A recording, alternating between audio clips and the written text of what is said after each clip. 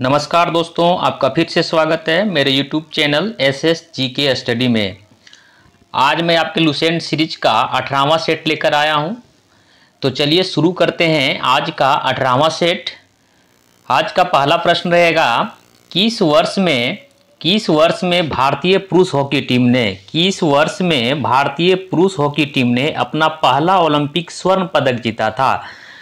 तो जो भारत ने पहला ओलंपिक में स्वर्ण पदक जीता था, कब जीता था? 1928 ईस्वी में। कब? 1928 ईस्वी में एम्स्टर्डम। कहाँ पे? एम्स्टर्डम में जो हुए थे ओलंपिक, उसमें भारत ने हॉकी में स्वर्ण पदक जीता था। क्वेश्चन आता है कि भारत ने अंतिम बार हॉकी में स्वर्ण पदक ओलंपिक खेलों में कब जीता था? अंतिम बार तो हो जाएगा 1980 में।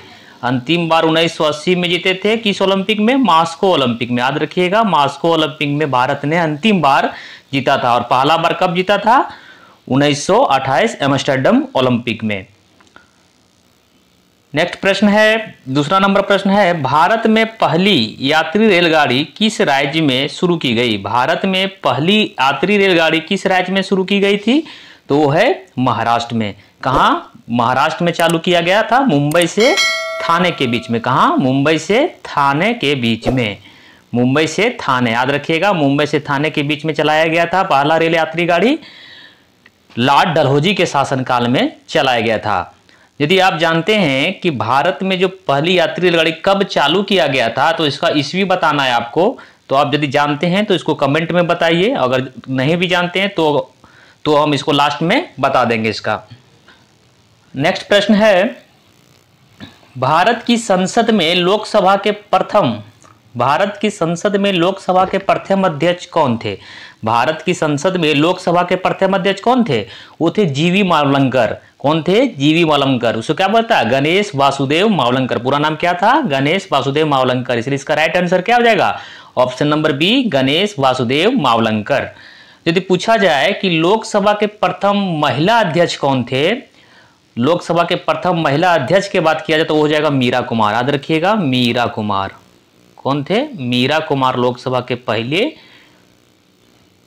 महिला अध्यक्ष थी। नेक्स्ट प्रश्न है, शास्त्रीय नृत्य कथकली किस भारतीय राज्य से संबंधित है? जो कथकली जो नृत्य है वो किस राज्य से संबंधित है? वो संबंधित है केरल से। इसलिए राइट आंसर क्या हो जाएगा? Option number B, Kerala. Odissi जो यदि पूछा जाए तो ओडिसी नृत्य जो है ओडिशा से संबंधित है। आंध्र प्रदेश में यदि पूछा जाए तो किसमें? कुचिपुड़ी। कहाँ का लोक नृत्य है? आंध्र प्रदेश का नृत्य है। कुचिपुड़ी आंध्र प्रदेश का नृत्य है। और बिहू यदि पूछा जाए तो बिहू कहाँ का है? असम में है। और कथक का बात किया जाए तो कथक कहाँ का है? उत्तर भारत का लोक नृत्य है। नेक्स्ट प्रश्न है, स्वतंत्रता संग्राम में मदद करने के लिए लोकमान्य तिलक द्वारा कौन सा अखबार शुरू किया गया था? देखिए, बहुत ही इंपॉर्टेंट प्रश्न है, इसको याद रखिएगा। स्वतंत्रता संग्राम में मदद करने के लिए लोकमान्य तिलक द्वारा कौन सा अखबार शुरू किया गया था? वो था केसरी। कौन सा था अखबार? केसरी अखबार जो था लोकमान्य तिलक के द्वारा शुरू किया गया था। यहाँ पे दिया हुआ अमृत बाजार पत्रिका, ये जब क्या था, वर्नाकुलर जो प्रेस एक्ट लागू किया था, तो ये उसी समय अमृत बाजार पत्रिका में छपा था। इसलिए ये हो जाएगा वर्नाकुलर प्रेस एक्ट के समय जो हुआ था अमृत बाजार पत्रिका छपा था। लेकिन पूछ रहा है स्वतंत्रता संग्राम में मदद के लिए, तो लोकमान्य तिलक द्वारा केसरी नामक अखबार को शुरू किया गया था। नेक्स्ट प्रश्न है, छठा प्रश्न आपका होगा, एक ऑक्सीजन परमाणु में कितने संयोजी इलेक्ट्रॉन होते हैं? एक ऑक्सीजन परमाणु में कितने संयोजी, याद रखिएगा, कितने संयोजी इलेक्ट्रॉन होते हैं? तो ऑक्सीजन का परमाणु संख्या कितना होता है? ऑक्सीजन का होता है फॉर्मूला क्या होता है? O2। ऑक्सीजन का जो परमाणु संख्या होता है कितना होता है? 8 में परमाणु संख्या कितना है? ऑक्सीजन का परमाणु संख्या 8 है। तो इसका जो इलेक्ट्रॉनिक विन्यास करते हैं तो क्या हो जाएगा? 2, 6। तो इसको जो लास्ट में जो इलेक्ट्रॉन की संख्या कितनी है, बाहरी कक्ष में सबसे इलेक्ट्रॉनिक जो संख्या होती है वही हो जाती है क्या? संयोजी इलेक्ट्रॉन। तो कितना है? 6 इलेक्ट्रॉन है। तो यही क्या हो जाएगा? संयोजी इलेक्ट्रॉन हो जाएगा। इसलिए राइट आंसर क्या हो जाएगा इसका? Option number B, 6। नेक्स्ट प्रश्न है, 7वां नंबर प्रश्न है, भारतीय संविधान के किस अनुच्छेद में वित्तीय आपातकाल भारतीय संविधान के किस अनुच्छेद में वित्तीय आपातकाल से संबंधित प्रावधान वर्णित है? तो वित्तीय काल से संबंधित कौन सा अनुच्छेद है? तो हो जाएगा अनुच्छेद 360। इसलिए राइट आंसर क्या हो जाएगा? Option number C 360। अनुच्छेद 368 का अनुच्छेद 368 का जो संबंध है संविधान संशोधन से, याद रखिएगा संविधान संशोधन से 368 है, और 352 अनुच्छेद 352 का संबंध जो है आपात, राष्ट्रीय आपात का जो संबंध है वो 352 से संबंधित है। अनुच्छेद 72 में क्या है? अनुच्छेद 72 में राष्ट्रपति किसी को क्षमा दान कर सकता है। क्या कर सकता है? कोई व्यक्ति को राष्ट्रपति क्षमा दान करने की जो शक्ति है वो किस अनुच्छेद के तहत है? राष्ट्रपति का क्षमा दान शक्ति अनुच्छेद 72 के तहत है। ठीक है, आप बताइए यदि आप जानते हैं कि राष्ट्रपति, भारत में राष्ट्रपति शासन किस अनुच्छेद के तहत लगाया जाता है? अगर आप जानते हैं तो कमेंट करिए। आपको वीडियो यदि अच्छा लग रहा है तो लाइक कर दीजिए, दोस्तों के साथ शेयर भी कर दीजिए। चलिए अगला प्रश्न की ओर बढ़ते हैं। नेक्स्ट प्रश्न है, बिहू नृत्य किस भारतीय राज्य का लोक नृत्य है? बिहू जो है किस भारतीय राज्य का लोक नृत्य है? मैंने पहले भी बता दिया इसको कि बिहू राज्य जो है, बिहू नृत्य है वो असम का लोक नृत्य है। इसलिए इसका राइट आंसर क्या हो जाएगा? Option number A Assam. Odissi कहाँ का है? ओडिशा का है। नेक्स्ट प्रश्न है, 9वां नंबर प्रश्न है, 1939 में, कब? 1939 में इंडियन नेशनल कांग्रेस छोड़ने के बाद सुभाष चंद्र बोस ने किसका गठन किया था? तो इंडियन नेशनल कांग्रेस जो 1939 में जब सुभाष चंद्र बोस छोड़े थे तो उसके बाद जो है सो फॉरवर्ड ब्लॉक की स्थापना किए थे। कौन क्या किए थे? फॉरवर्ड ब्लॉक की स्थापना। इसलिए राइट आंसर क्या आ जाएगा? Option number A forward block. 10वां नंबर प्रश्न हो जाएगा आपका, ओलंपिक में बैडमिंटन को आधिकारिक तौर पर किस वर्ष शुरू किया गया? जो ओलंपिक में बैडमिंटन खेल का जो आधिकारिक तौर पे शुरू किया गया था, कब किया गया था? 1992 ईस्वी में। इसलिए याद रखिएगा ओलंपिक में बैडमिंटन को कब शामिल किया गया आधिकारिक तौर पे? 1992 ईस्वी में। 11 नंबर प्रश्न है, चोल राजवंश के अंतिम शासक कौन थे? तो चोल राजवंश के अंतिम शासक कौन थे? वो थे राजेंद्र तृतीय। याद रखिएगा, इसलिए राइट आंसर क्या हो जाएगा? चोल वंश का अंतिम शासक राजेंद्र तृतीय थे। चोल वंश के संस्थापक की बात किया जाए तो कौन थे? विजयालय। याद रखिएगा, चोल वंश के राजवंश के संस्थापक विजयालय है। क्वेश्चन हमेशा आता है चोल राजवंश किस लिए प्रसिद्ध था?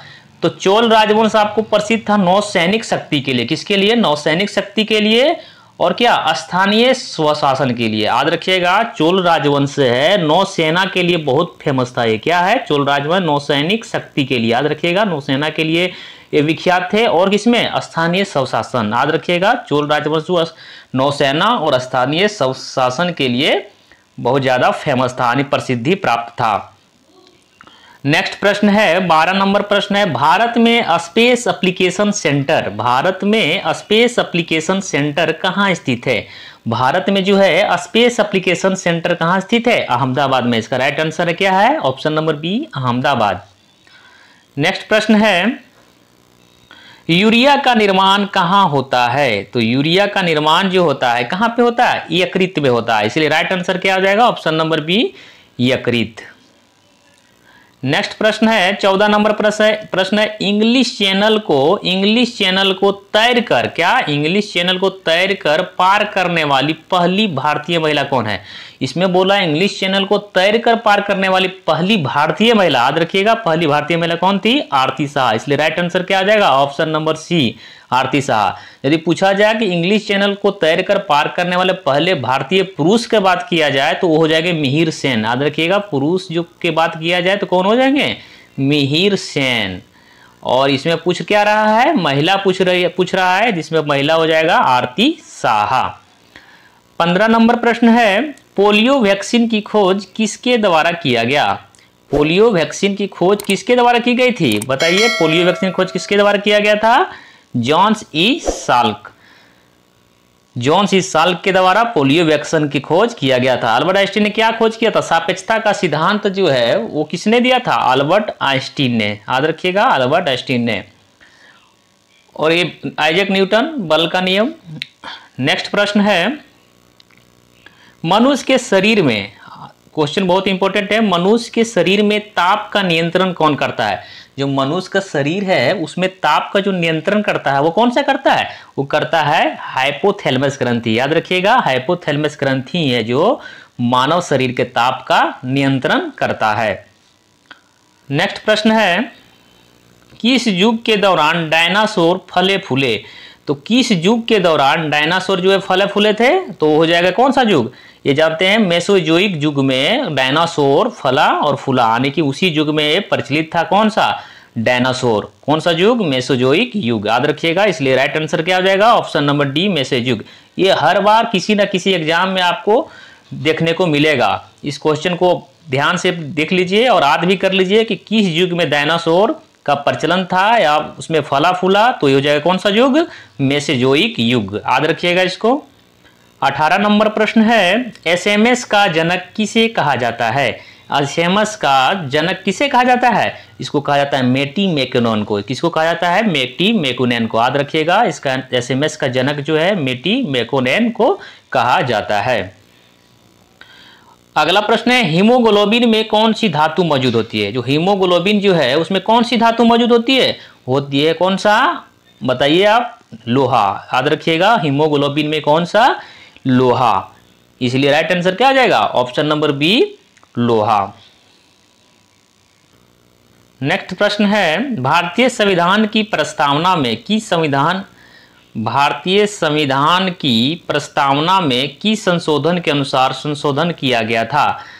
भारतीय संविधान के प्रस्तावना में किस संशोधन के अनुसार संशोधन किया गया था? तो वो था 42वां संविधान संशोधन। कब हुआ था 42वां संशोधन? 1976 में हुआ था 42वां संविधान संशोधन, जिसमें